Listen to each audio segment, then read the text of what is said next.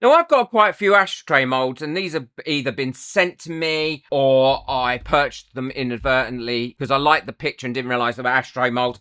Because you should never make ashtrays out of resin. Resin cannot withstand 1400 degrees Fahrenheit that a cigarette would burn at or a cigar would burn at, and it will cause it to burn, melt, and then you'll have fumes that are toxic going around your house, and you don't want that. But I think I've found a way to use them where they are going to be fireproof, and I'm hoping that they're going to sell well. So what I'm going to do is mix my Resincrete up. Now, I'm not going to add any colour to this at this stage. Remember, your Resincrete is 100 of whatever measurement you're using in weight of the powder to the 30 of water.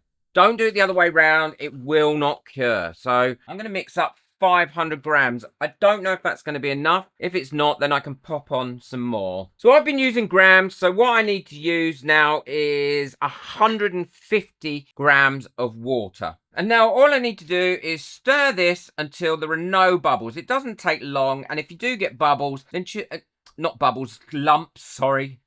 Then just push them against the side and then you should be all right. It'll come out. They'll come out. There we go. And it does mix up really, really quickly. So what I'm going to do is going to pour this one first. I'm going to pour it halfway through and then just do a bit of tapping, bit of tappy-wappy around the edges.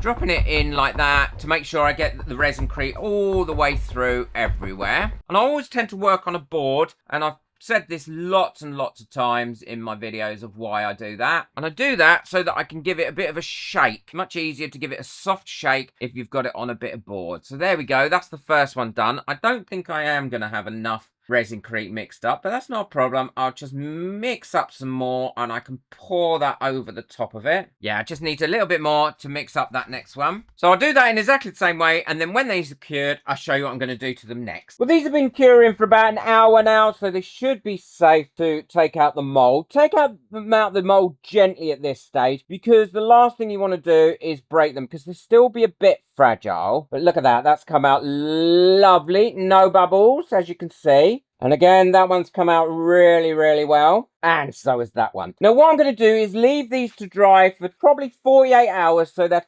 fully dry before I do the next stage and make them fireproof and heat-proof. If you can't be bothered to wait, then stick them in your curing box for about 4 hours and that should dry them out. Well, these are all lovely and dry now and they're ready for the next stage. And what I'm going to do is I'm going to spray them with this. And it's stove paint. It's actually designed for log burners, cookers, all those sorts of things that have really barbecues, all those sorts of things. And it has a heat temperature up to 600 degrees centigrade, which is 1400 degrees Fahrenheit. So it really has a high temperature resistance to it, and that's going to be high enough for a cigarette or a cigar. Always read the safety instructions on the can before you use anything like that. I'm definitely going to be using this mask, and I'm going to have, ideally it would be easier to spray this outside, but unfortunately it is chucking it with rain and it looks like it's going to rain for the next 3 or 4 days. So I'm going to do it in my studio, but I'm going to have my really strong extractor fan on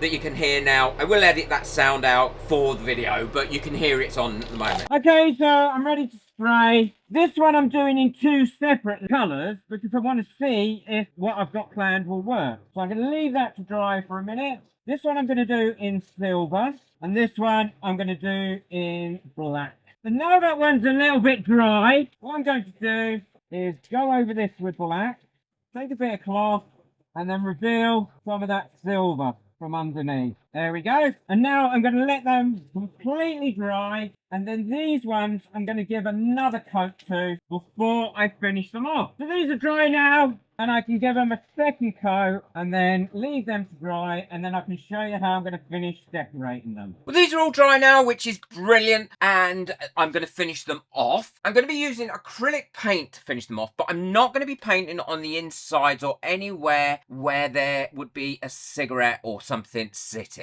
This one I'm going to leave fully silver because I actually like how that one's come out. I think that looks amazing. Now for the black one, I'm actually going to just dry brush this with a bit of silver because I want it to look similar to that, to it looks inside. So all I'm going to do is go over this like this and highlight some of the top bits of this as it goes round. I think that's going to be enough for that. The cigarettes for this go in there. There's one there as well. So I think there's 3 bits. Although you could put them in any of the bits. It doesn't have to be the special bits. There we go. So that one's all done now. I'm loving that. I really love that. It's so up my alley, that one is.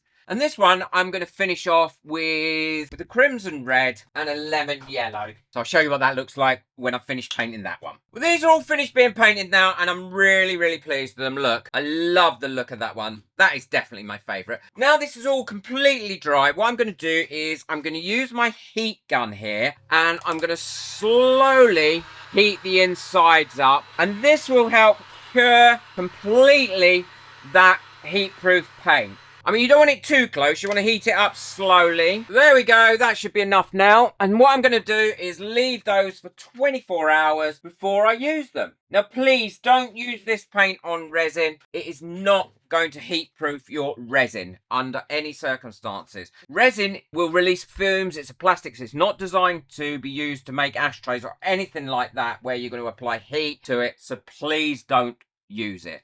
Oh, they are still lovely and hot.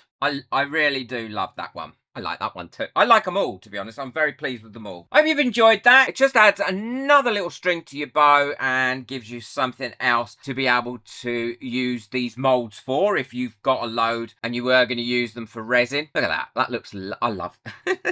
How steady was my hand today? Not that steady. I did have to go and fill in quite a bit more. And I like the way that's come out as well. Check out the video I've got coming up next if you want to earn money using Resincrete. It's a great way to earn money. Boot that like button, hit that subscribe button, and make sure you leave me a comment as well. Take care. Enjoy your resin. Bye. So if you're looking to see what comes in my kit, you get this extra large mat like this, and that's the size of the one I'm working on here. It is colossal. You get several pairs of nitrile gloves, always handy. You get pipettes as well. Love these pipettes.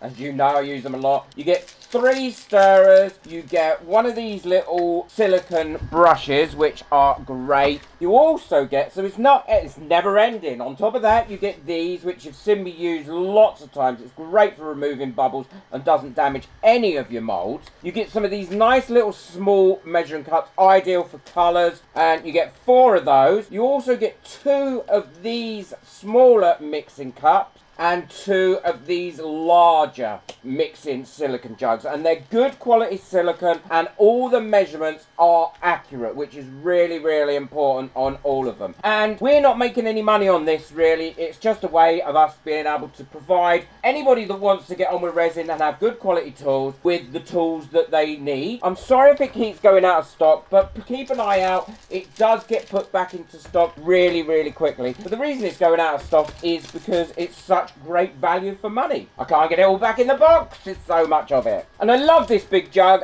It really does make a lot of resin in there and can save you a great deal of time as well. And it's nice and open, so it's easy to mix. Now, with all silicone, remember to clean it out. Don't leave your resin in there to cure up and that, because it will dry your silicone out and it will make your silicone moulds brittle. And wipe your mats over as well once you're finished with them, and you'll get a lot longer life out of your mats. Again, links in the description of this video.